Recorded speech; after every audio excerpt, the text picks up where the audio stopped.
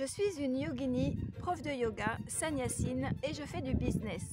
Est-ce que pour toi c'est compatible? Je fais des interviews, je passe à la télé, je mets mon nom partout. Est-ce que je nourris mon gros ego? Est-ce que c'est compatible ou pas avec le yoga? J'aimerais bien savoir ce que tu en penses. Peut-être que c'est ton expérience. Tu me partages ton opinion? Ok, si je te dis karma, ça évoque quoi pour toi? Le karma, c'est un petit peu comme des graines, un peu comme des semences qui sont là, au fond de nos mémoires, résultat d'actions passées qui attendent quelque chose pour se réveiller. Elles sont latentes, si on peut dire.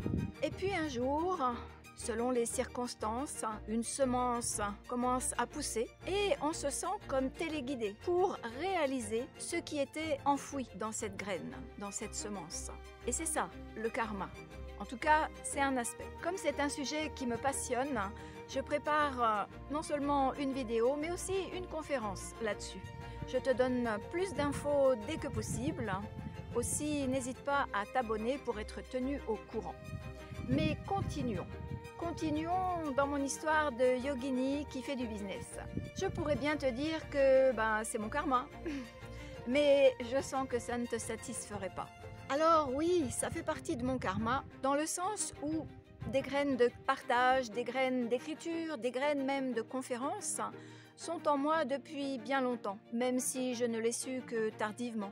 Alors finalement, écrire un livre, partager son contenu, le faire connaître par des interviews ou des conférences, quelque part, c'est le résultat de ces graines. Oui, mais de là à mettre ma photo partout, il y a un pas. Oui, je t'entends. Tu penses bien que les yogis ne cherchent pas la célébrité. Et tu as raison. Mais continuons dans l'histoire. En fait, les yogis peuvent tout faire. C'est une croyance erronée de croire que les yogis devraient rester isolés, reclus, comme des ascètes, à ne pas tremper dans le monde. En fait, vu de l'extérieur, il n'y a aucune différence entre un yogi et un homme ou une femme dans le monde. En revanche, la différence, elle est à l'intérieur.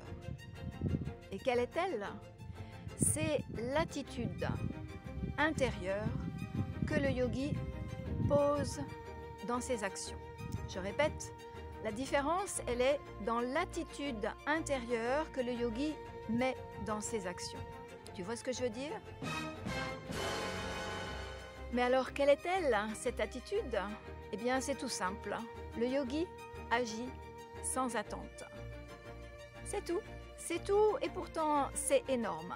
C'est tellement énorme que c'est toute une voie de yoga qui s'appelle le karma yoga.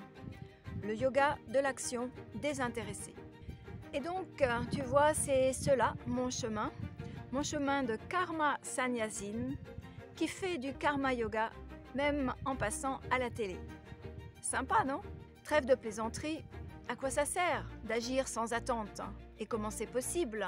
Eh bien, si ce sujet éminemment passionnant t'intéresse, j'ai une bonne nouvelle pour toi, car non seulement une vidéo se prépare, mais aussi une conférence. Une conférence que je vais donner au Veda Festival, près de Nîmes, à Saint-Clément. Ça sera début mai. De toute manière, je te mets toutes les références de ce Veda Festival dans la description.